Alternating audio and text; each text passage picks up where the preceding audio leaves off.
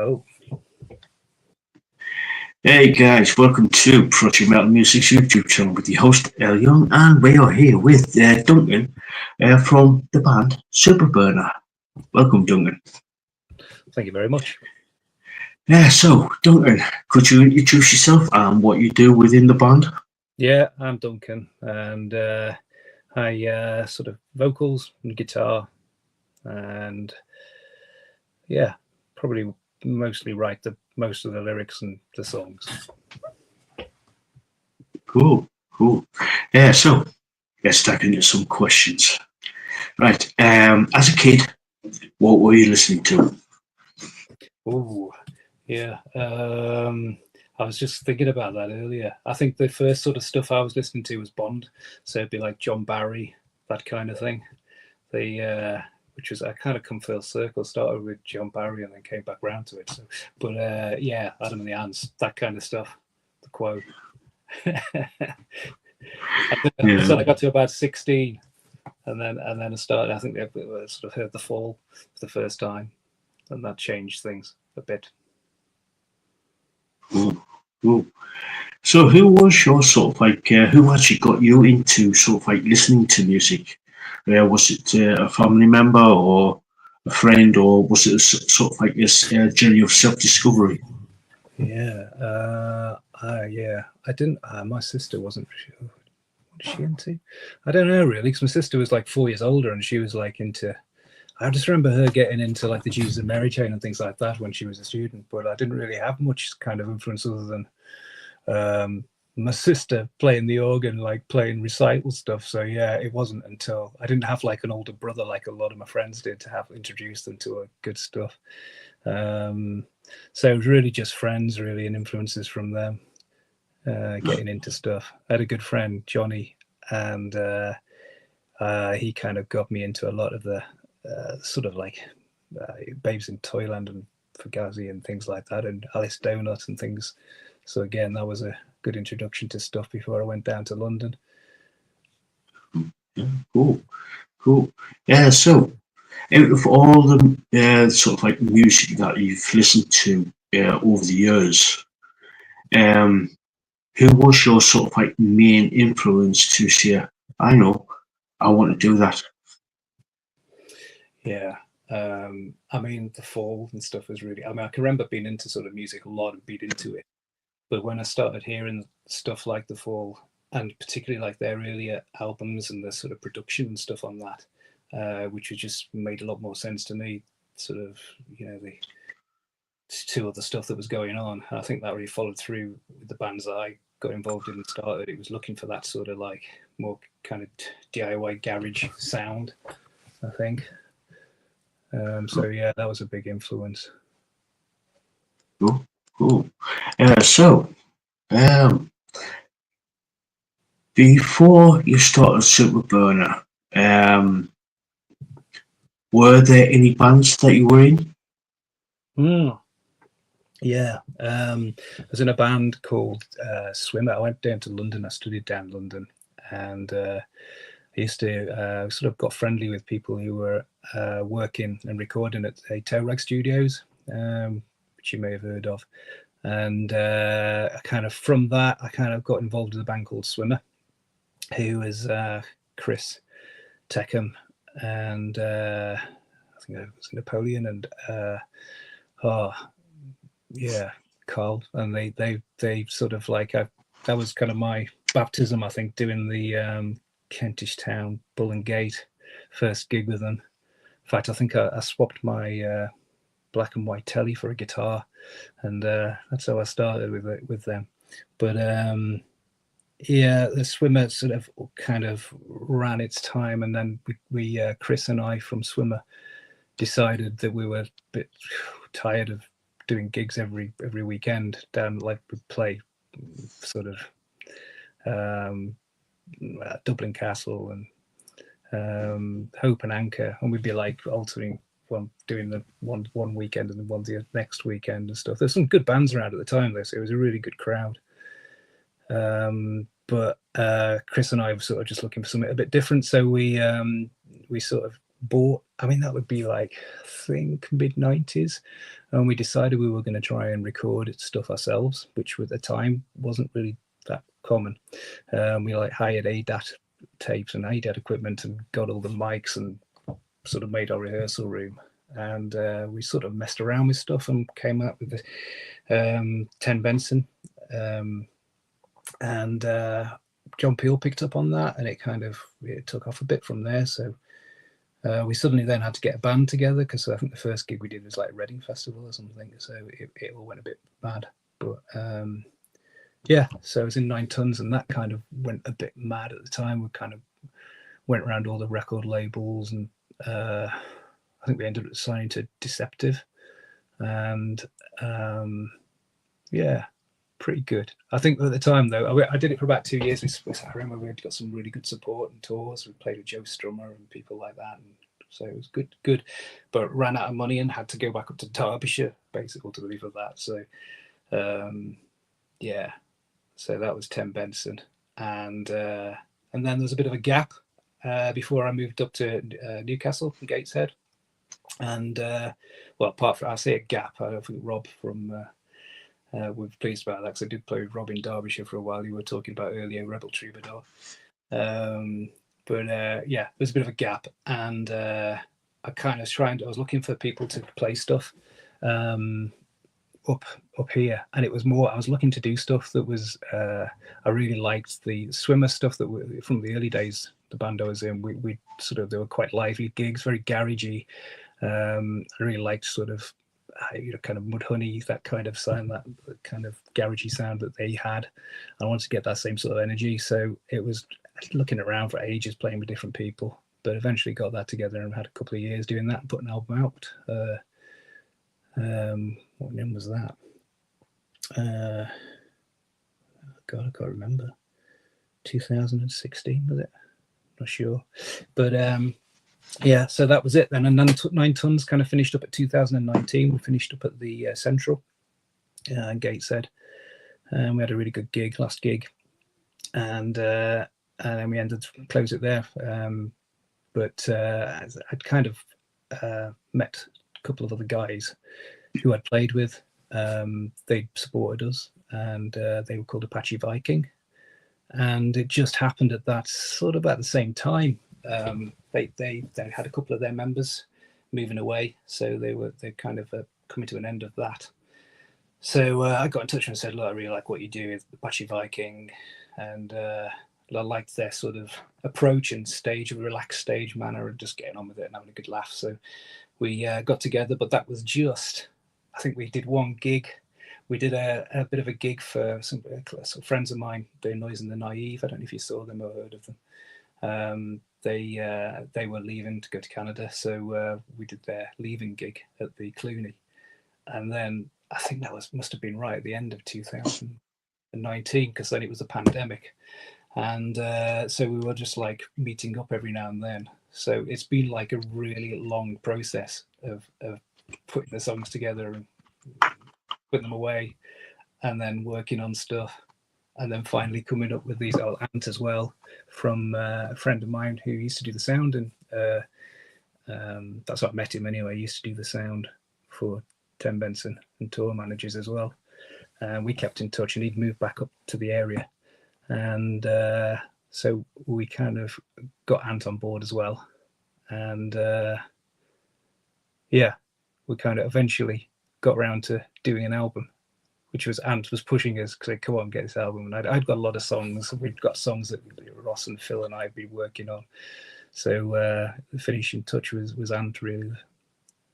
And we've got it. It's ready to come out. Cool. Yeah. So in the last sort of like 12 months or so, what have you been up to? I know you've been sort of like putting everything together for this new album. What was the sort of like, what were you doing? Sort of like thing. Were you sort of like sifting through the songs and saying, that's a good song, that's a good song, that one not so much, type of thing? Yeah, I mean, I wish we had that much kind of to play with. I mean, we'd had a pretty good idea of the songs we were going to work on, and sort of. I mean, I think we actually finished. Just trying to think when we finished it. It's been a long time. This year, it's just trying to get to that point. With all being busy, and getting it all together, and getting a window opportunity for Ant as well to actually mix. I must say as well, Anthony Chapman, he recorded us and produced it, mixed it, and mastered it, and then he now works at Press On, the pressing plant for vinyl. So he ended up cutting the vinyl as well. So he's kind of been involved right through the process, which must be, I don't think many people get to do that really. So I think it's a first for him anyway.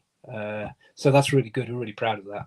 And he's been able to make sure that we've got the album that we wanted, really, the sound we wanted, right the way through.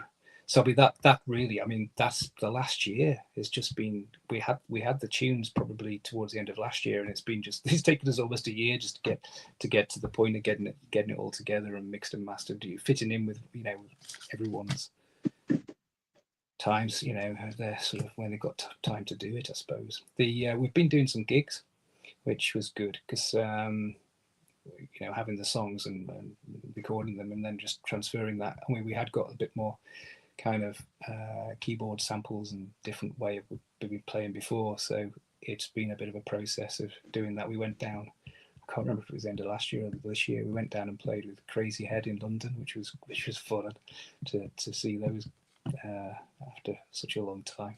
And I don't know, so we played with the Scientists at the Clooney as well, which was really great. I mean, I saw the Scientists.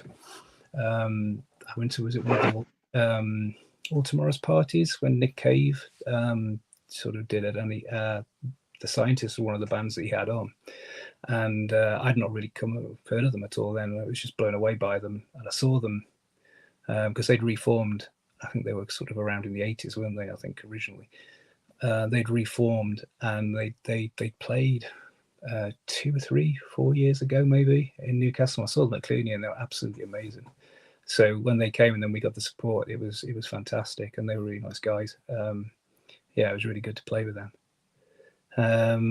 So yeah, we've just been kind of like getting used to playing, getting our like stage, how we wanted to put ourselves across, which tends to be in medical scrubs, the sort of nastiest colour scrubs we can find most of the time.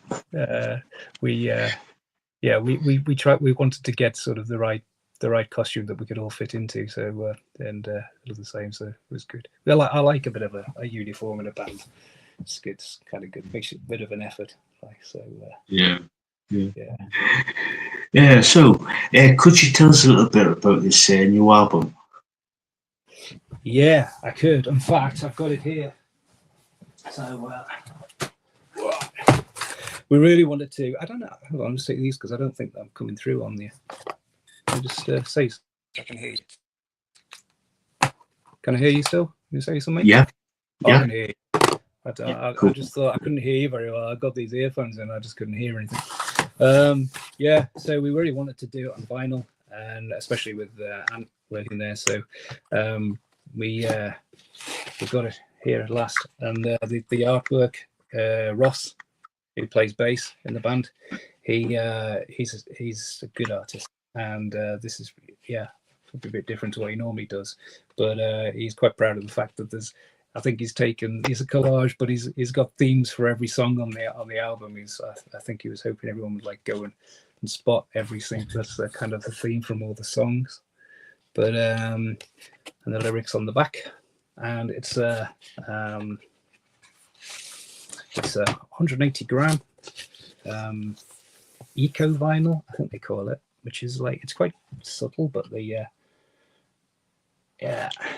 Cool. So cool. That's gone on pre-sale now on our Bandcamp, and we'll be selling it at the gig that we're doing in February.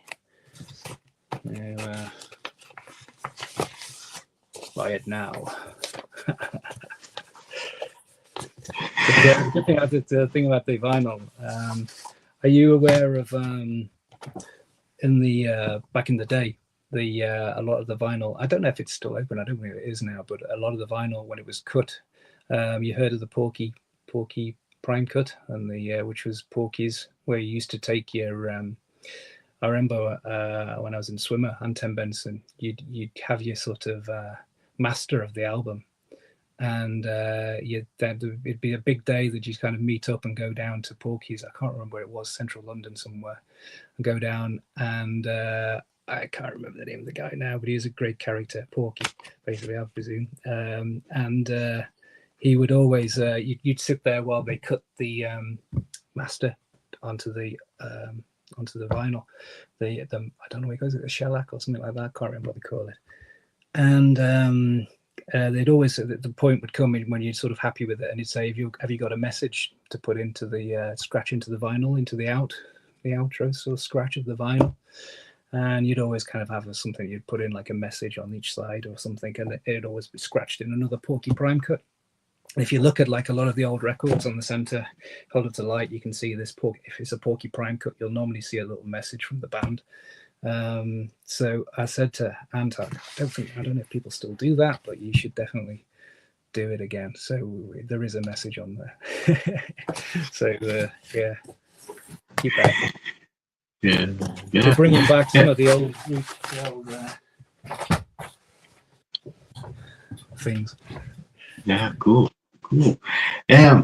So how many tracks are there on the album?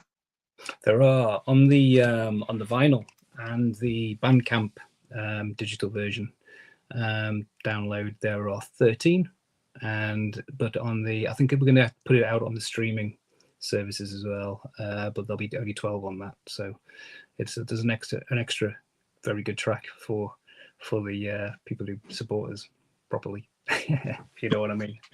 Yeah, true. Yeah. So, are you sort of like releasing any singles from the album before the actual album comes out?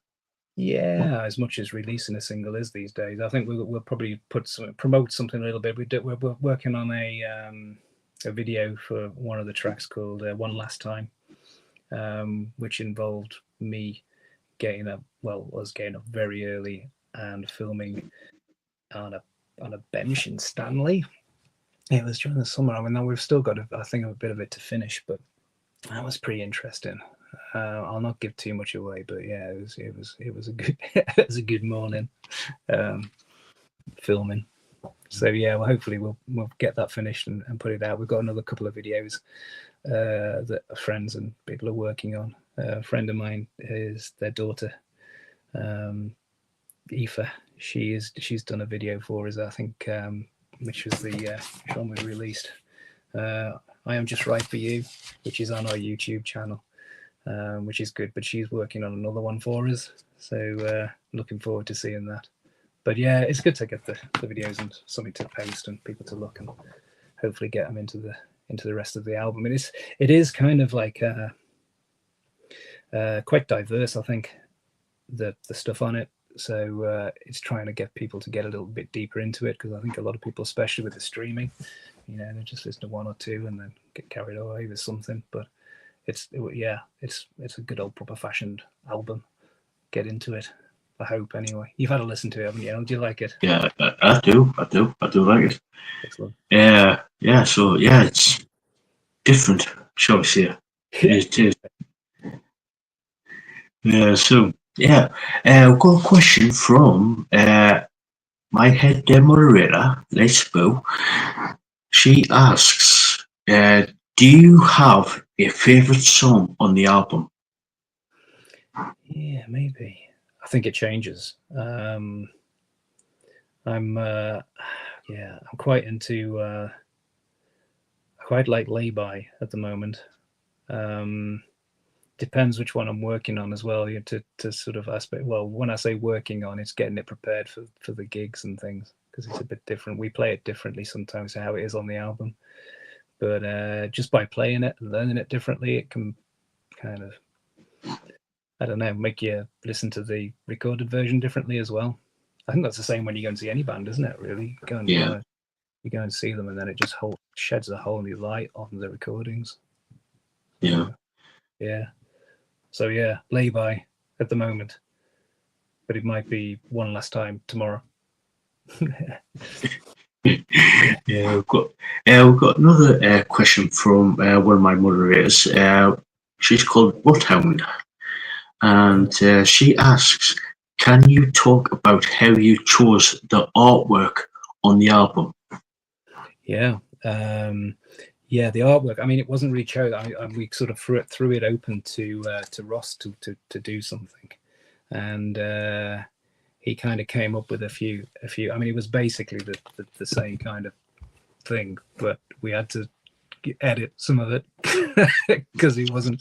Yeah, we weren't. Yeah, not all of us were happy with it. But I mean, it's really, we're really pleased with this. He's really good. So it was what I mean. There was sort of playing around. Was it black and white, or would it be color, or yeah? But it's There's I know Ross was sort of said that he gave this to I think his daughter, and she's just really enjoying because it's another generation really just enjoying the artwork and pretty much spent the whole time reading the lyrics on the back. We wanted to put the lyrics on there as well, and I'm happy that you can actually see them. You can read them without a magnifying glass. So yeah. That's the thing with the beauty of having a vinyl record, especially the album. You can actually look about within the artwork whilst listening to the actual songs, and you're thinking, "Oh, right, okay." You can see different things. Yeah, and you can actually. You can actually, sort of engage yourself in that, just relax into the album and not be kind of distracted by everything else. Because I mean, you're listening to stuff on your phone or whatever. You're just distracted constantly, aren't you? It's nothing like putting it on and just thinking, right, this is my time. I'm going to sit here and read this and enjoy it. True. Yeah, so true. I've done that many a time over the years. Where I've put the final album on, and just get lost in the world of the music whilst looking at the album cover, and also listening to the lyrics, reading the lyrics. Definitely, yeah. It just gives a whole different dimension to it, doesn't it? I just grabbed some vinyl because I didn't know what I thought I might dry up and have nothing to speak about. But it's interesting you asked me about the first album, and I grabbed one of my earliest albums here. Yeah, fantastic. I remember there's a track on this. It was I think it was a theme to The Exorcist Part 3 or something like that, and ended up not borrowing from it, should we say? But in Ten Benson. I remember we did a track called Evil Heat, and it was Evil Robot Tourist, and we just tried to get some of the synth sound, which was really, Ennio Morricone really. So The Exorcist.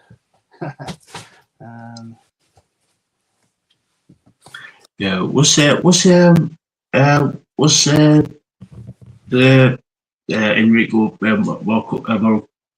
Yeah, that's a real guy. Was he one of your was he one of your influences? Definitely, yeah. Really from really early on. I mean, the films and the music, just fantastic. Really good. Yeah, I was going to say it was especially in the 60s and 70s, especially with Clint Eastwood's spaghetti westerns and other stuff. He was pretty prolific in his writing.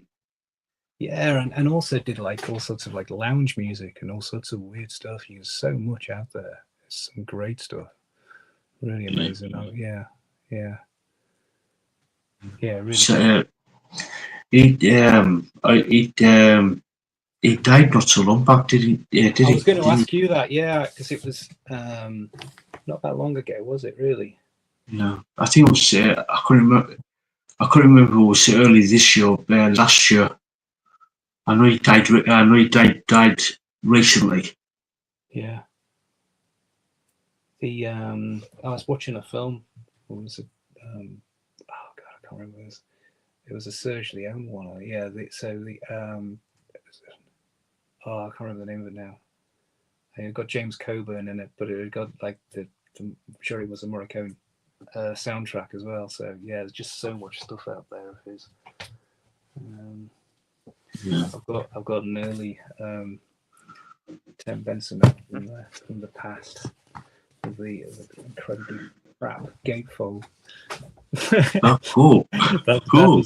That's when I had hair. So, but yeah, look, I'm more sort of a bit Peter Sutcliffe there, really.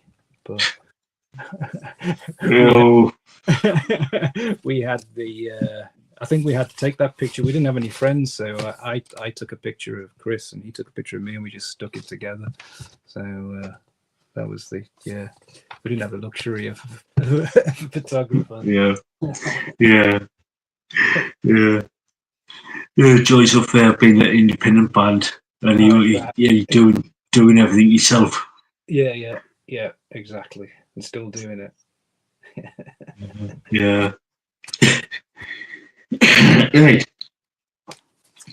I know you've sort of like finishing up the new album, which is coming out the February 8th of February. 7th of February. 7th of February, which is Friday, isn't it? And then we're playing this gig on the 8th of February on the Saturday.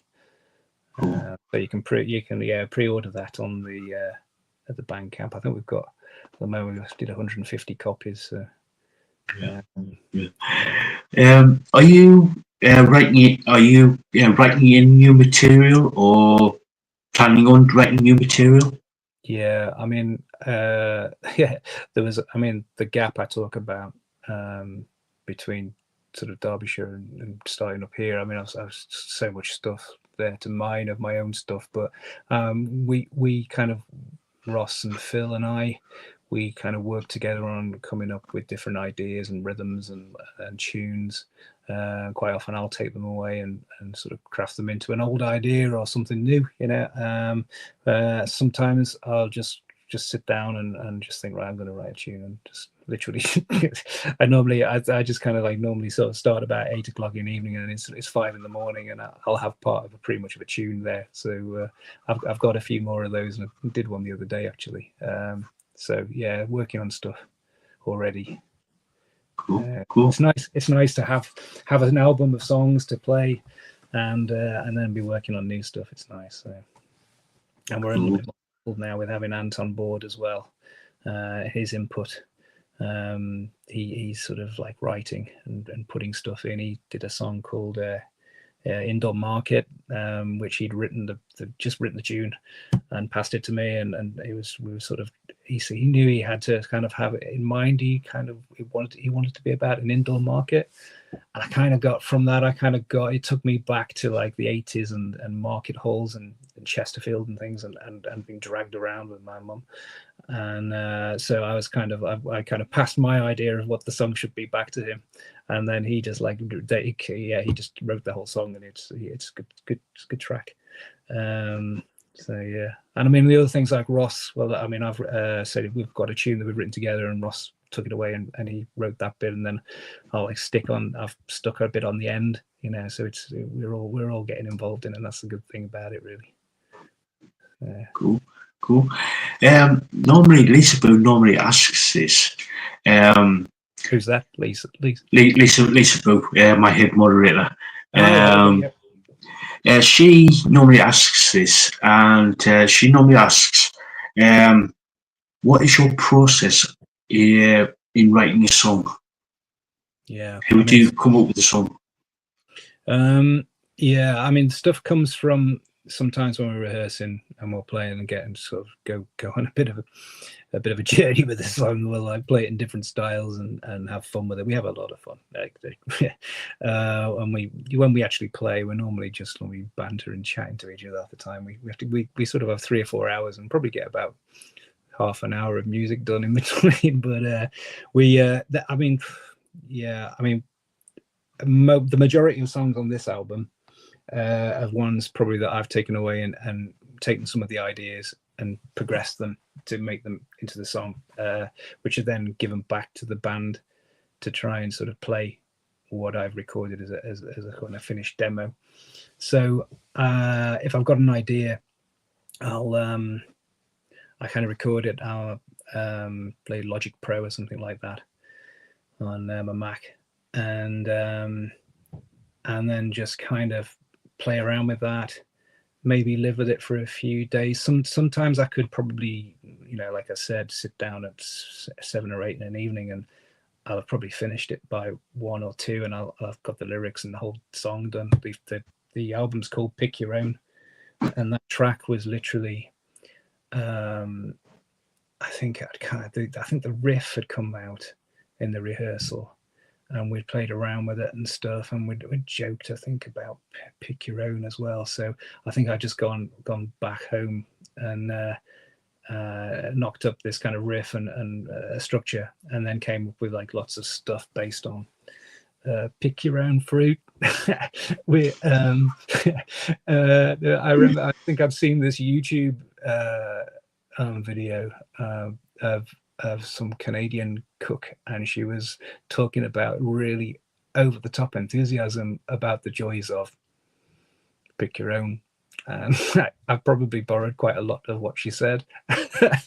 So you get influence from that, and other stuff kind of long-term things. I mean, I work in the North Pennines, and the environment, I mean, I was out there this afternoon. It's like, I love this time of year because it's really sort of dusk, especially when it's really cold as well and still, and just that can be really inspirational. So there's all sorts of things like that affect and come into your mind and get down. I really enjoy the lyrics, writing the lyrics as well now. Kind of, I guess it's something you develop as you do more and more of it. I think my friend said it's a muscle. Yeah. We've got another question from another moderator of mine, Rothound. She asks, Rothound. Rothound, yeah. Does he have a favourite or best venue to play at? Ooh. Yeah. Just trying to think, really. The Cluny. I mean, I always like playing the Cluny. That's a good venue to play. I always enjoy playing there. We played the Cluny too a few times, and I really like that that part of the Cluny. It's just kind of a bit smaller, and it's kind of an interesting venue as well, because you've got the standing bit, and then you've got the big bit that you can sit at the back, and you can just disappear into the back of there. I've disappeared into the back of there many a time, either be it at gigs or beer festivals. But I've played some different venues in my time, all over this shop. But yeah, I really like I'm just trying to think, some of the older ones I used to play at as well. I enjoy playing at Pop Rex. I'll give them a plug. Yeah, we played with what are they called? Come back to me. I wrote it down here. We played with who we'd been playing with.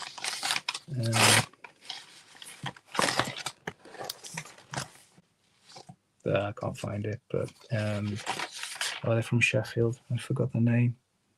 Hopefully I see this, but they were great. Yeah, and that's it. That brings me on to the support bands for the gig in February.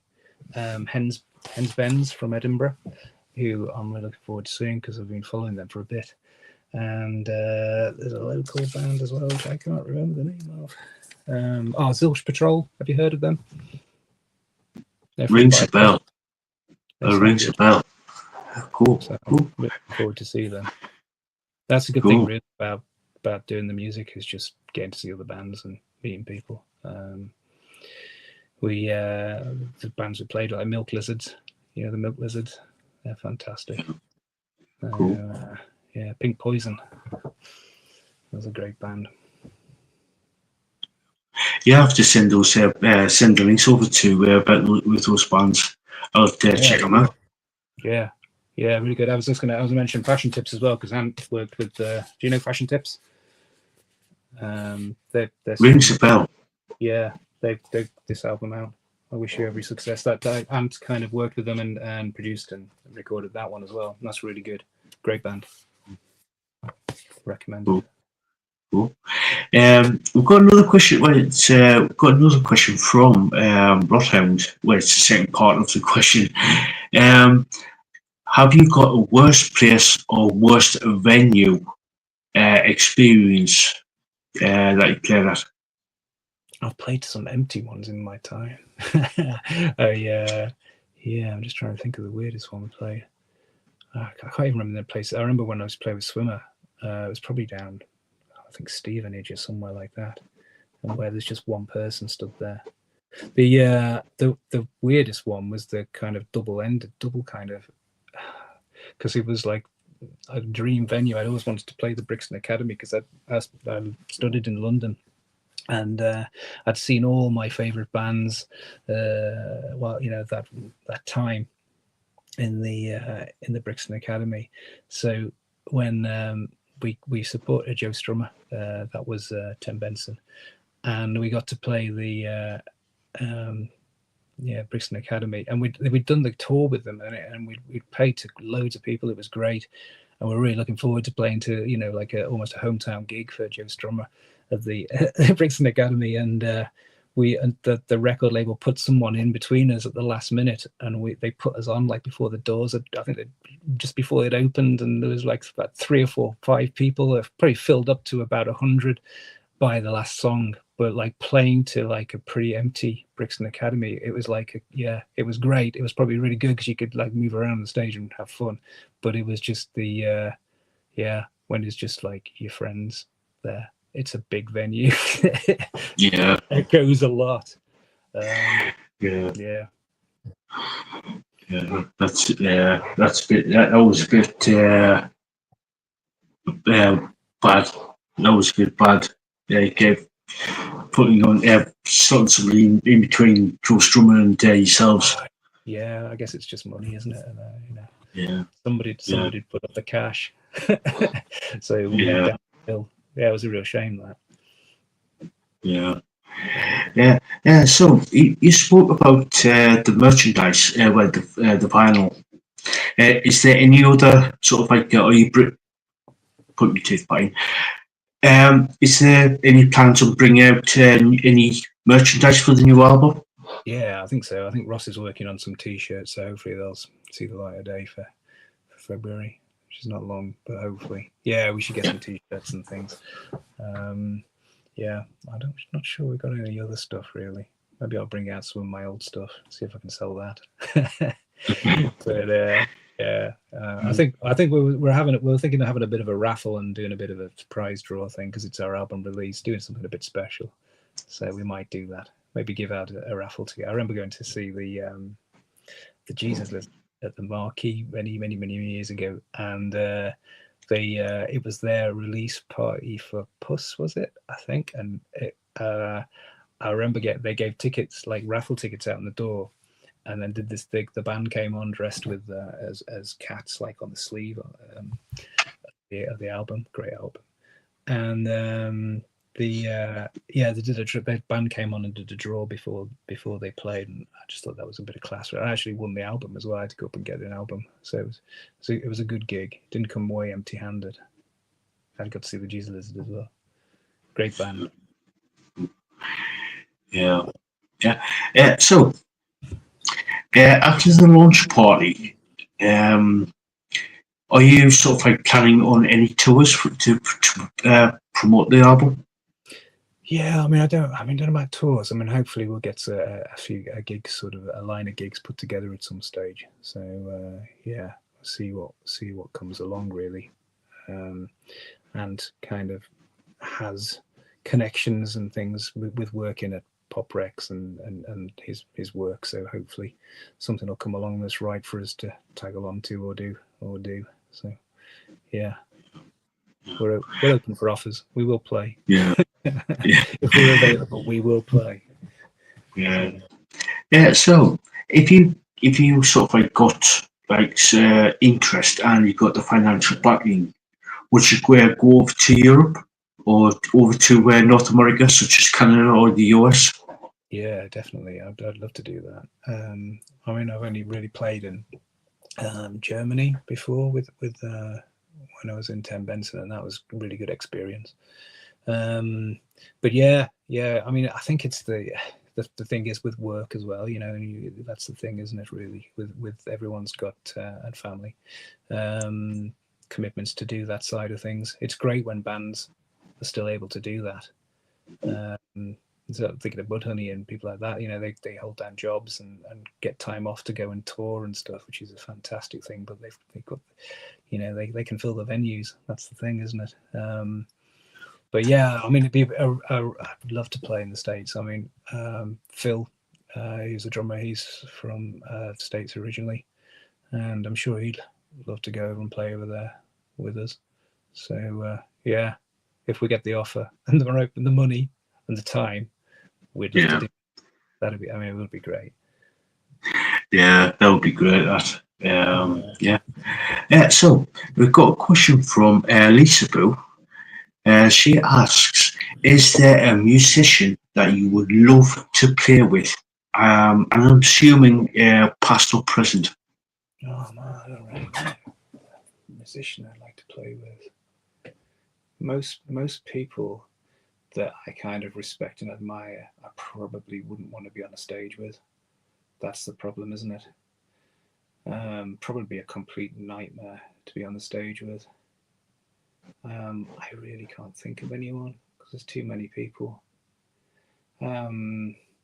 My actually my dream did come true a little bit. I mean, I really was a massive fan of the Noise and the Naive, and I used to ask them constantly if I could play with them, and they went, no, you know, it wouldn't be right. You know, two women, and you know. And I just kept on at them, and eventually they agreed to let me play bass in their video, and they dressed me up as this like 9-foot Kukeri mountain costume thing. So it was a bit like a Chewbacca, but about 9 foot high. And they didn't even give me fingers to actually play the bass with either. I just play it through fluff. And I did the video with them, and then they said, "Oh, which was recorded it live." So I think it was some venue in Durham. But in the end, we kind of decided. They said, "Well, you can come on and play." So I did about 10 gigs with them where I'd come on and play, and so I got to play with the musicians I wanted to play with, which is Alan Pauline. But I had to dress up as a Kukeri and have my fingers enclosed in fur, so it made it really difficult. There was quite a few bum notes, but yeah. So they were a joy to play with. And I can't imagine most of the people that I'm into would be a nightmare, complete nightmare.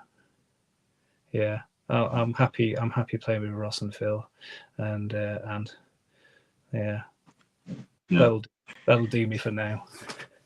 I've got to say that, haven't I? Yeah. It's a shame that you were going to speak to us all, or most of us. Yeah. Maybe we get to do that again, but yeah. Yeah, it would be sometime in January, hopefully. Yeah, it'd be good. Maybe just have to rehearsal or something like that. Yeah. If we can all get in my car. Yeah. Yeah. So, where can people find you on social media? Yeah, we're on all of it anyway. But I've got a list here. I think the Bandcamp. So that's not really helpful. Instagram. What are we at Instagram? Oh, there we go. The Superburner on Instagram. That's the Superburner. And I'll just turn that down. That Superburner on Facebook. And then we've got Bandcamp, Superburner at Bandcamp. It's all there. They're the main ones, aren't they? I think we've got a YouTube channel as well. I think if you search under that, there's a couple of videos on there. I think already. More to come. Cool. If he forgets, I think. Yeah. Yeah. So I have put all the links down in the description. So if anybody wants to check Superburner, please do. They are brilliant band. Really, really good band. So I'm going to start wrapping things up in a few minutes. So this is probably going to be my last question from my end anyway. Any advice for people who want to become a musician? Yeah, just I think that's it. If you want, the main thing, isn't it? If you want to do it, just make it a proper want, and then just follow it really, and just keep trying. I mean, you can get knocked down and get down about it, but yeah, just keep going. Find the right people who you enjoy being with and writing the stuff with, and who get it, and then get together and do something. Sound advice there. Sound advice. Just keep doing it. Yeah.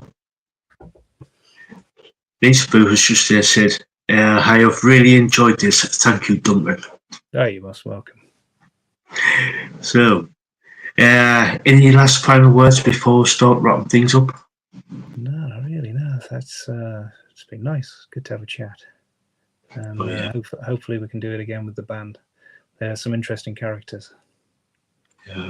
Yeah, definitely.